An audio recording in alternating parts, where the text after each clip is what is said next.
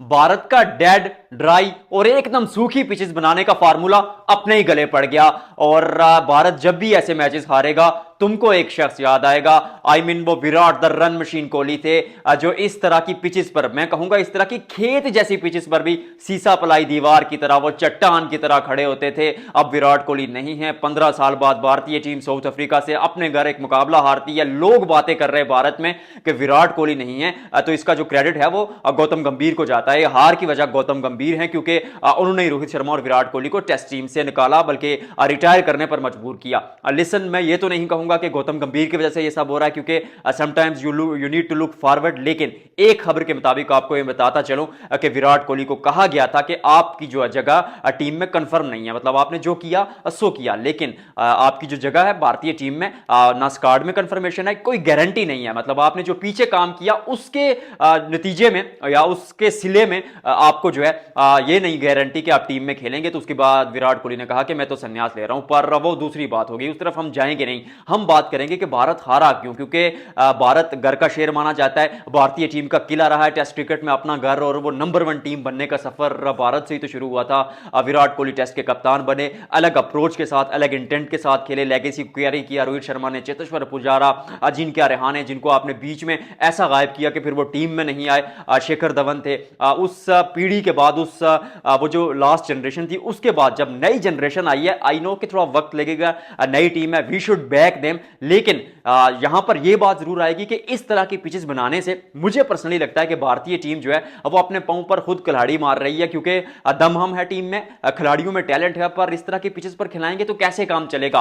और मैं एक चीज जो बार बार इस चीज को दोहराता रहा हूं, वो ये दोहराता रहा हूं कि भारतीय टीम की ताकत जो है वो उनकी बल्लेबाजी है, और आप अपनी ताकत पर खेलें। स्पिनर्स आपके लिए एक्स फैक्टर जरूर साबित हो सकते हैं। जसप्रीत बुमराह आपके मेन गेंदबाज हैं, वो आपको किसी भी कंडीशन में विकेट लेकर दे सकते हैं। स्पिनर्स बीच में आएंगे, विकेट चटकाएंगे, काम हो जाएगा। वहां असल मसला आपकी बल्लेबाजी, अपनी बल्लेबाजी पर तवज्जो दीजिए। और तवज्जो तो खैर देने की उस तरह जरूरत नहीं है, पर इस तरह की पिचेस बनाएं कि बल्लेबाजों को खेलने का मौका मिले। ऑनेस्टली स्पीकिंग, जो टेक्निक विराट कोहली की थी या चेतेश्वर पुजारा की थी टेस्ट क्रिकेट में, या अजिंक्य रहाणे की इवन थी, वैसी टेक्निक ऐसे आजकल के खिलाड़ियों की नहीं है। वो एक अलग जनरेशन के बल्लेबाज थे, और इवन वहां पर जब डेड पिचेस आप बनाते थे तो 70-80 पर आपके 4-5 खिलाड़ी आउट हो जाते थे। विराट कोहली आते थे, टीम इंडिया 230-40 बनाती थी, कहानी इस तरह से आगे जाती थी और भारत मुकाबले जीत रहा था। इस पर थोड़ी सी और रोशनी डालूंगा, लेकिन यहां पर बात करना जरूरी है Timba Bavuma, Timba the Lord Bavuma, क्योंकि टेस्ट क्रिकेट में एज अ कैप्टन अभी तक कोई मुकाबला नहीं हारे।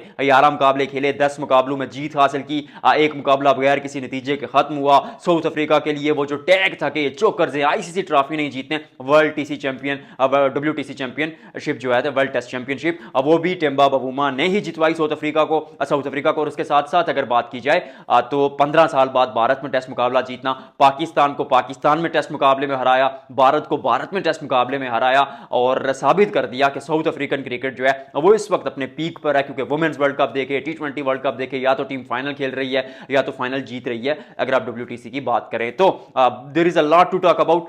वन बाय वन स्टार्ट करते हैं, क्योंकि सबसे पहले तो पिच की बात कई लोग कर रहे हैं, तो मैं पहले इसलिए पिच की बात नहीं करूंगा, मैं पहले बल्लेबाजी की बात करता हूं। शुभमन गिल हूं, यशस्वी जायसवाल हूं, सही सुदर्शन हूं।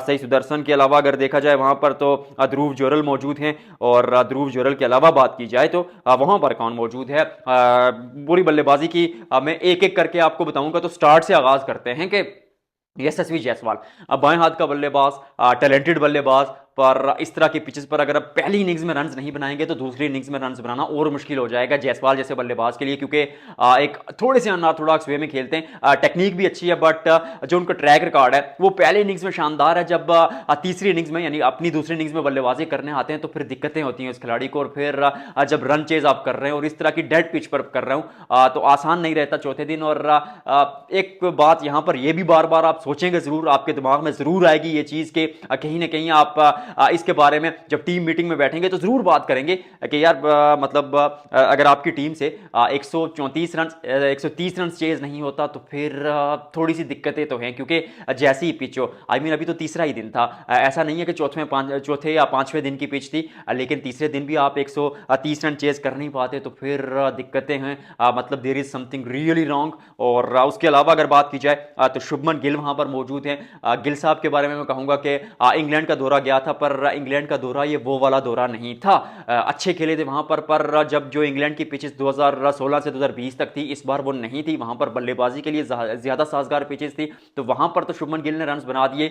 लेकिन जहां पर भी थोड़ी सी चैलेंजिंग कंडीशन आई, चाहे वो ओडीआई क्रिकेट में ऑस्ट्रेलिया में देख लें या यहां पर देख लें, गिल थोड़े आपको नाचते हुए नजर आए, थोड़ा डांस करते हुए नजर आए, तो मतलब वो विराट कोहली, वो किंग से अगर खिताब लेना है प्रिंस का, मतलब वो उनके शूज फिल करने हैं, तो ऐसे तो नहीं चलेगा। ये 20-30 रन से ये भारतीय टीम का कप्तान मतलब 20-30 रन से कहां काम करेगा। I know he is really talented, but थोड़ा सा मुझे अभी भी लगता है कि जहां पर कंडीशंस जो हैं वो थोड़ी सी ट्रिकी हों, गिल थोड़े फंसते हैं। आई रियली होप कि गिल इस पर काम करेंगे। वाशिंगटन सुंदर वन डाउन आए थे पहली इनिंग्स में, अगर बात की जाए तो वहां पर भी रन बनाए थे, आज भी बहुत रन बनाए, जाते जाते बहुत ज्यादा एक्सट्रीमली पेनफुल नजर आए, क्योंकि फाइट की थी बंदे ने यार। चाहे गेंदबाजी में देखें, बल्लेबाजी में देखें, भारतीय टीम का ये वो कहते रहते हैं ना कि वन मैन आर्मी थे, और जिस तरह की फाइट की, जिस तरह की एक एफर्ट की, वो अपने आप में बहुत बड़ी चीज़ थी। मुकाबला आप जिता नहीं पाए, बट समटाइम्स ऐसा होता है कि आप वो एफर्ट पूरी देते हैं, आप अपना 110% देते हैं, पर रिजल्ट आपके हाथ में नहीं आता, बट दैट डजंट मीन कि आप अच्छा नहीं खेले। तो big thumbs up for Washington सुंदर।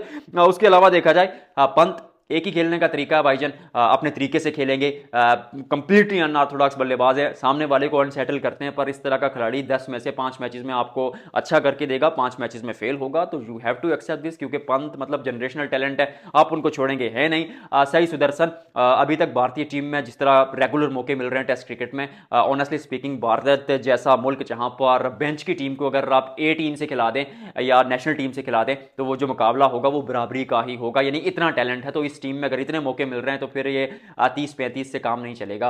वो 5-6 मैचेस बाद 150 बना देना, उससे भी काम नहीं चलेगा। रेगुलर कंसिस्टेंट बेसिस पर परफॉर्मेंस करनी होगी, क्योंकि विराट कोहली बुरी आदत डालकर चले गए हैं। बल्लेबाजी में बहुत मायूसी, पहले इनिंग्स में भी रविंद्र जडेजा, दूसरी इनिंग में भी जड्डू, मतलब अक्षर पटेल रन बनाते हैं, जड्डू रन बनाते हैं, वाशिंगटन सुंदर रन बनाते हैं। इस तरह के खिलाड़ी अगर रन बना रहे हैं, टेल एंडर्स रन बना रहे हैं या ऑलराउंडर्स रन बना रहे हैं, तो फिर वाई नॉट बल्लेबाज। और फिर वही बात कहूंगा यार, जब आप 130 रन तक का टारगेट चेज नहीं कर पाते, ओवरऑल तो 124 का टारगेट था, लेकिन इस तरह के टारगेट को चेज करना तो बनता है यार। और जब उस सूरत हाल में जब आप अपने घर खेल रहे हो, तो मतलब क्या ही बात है।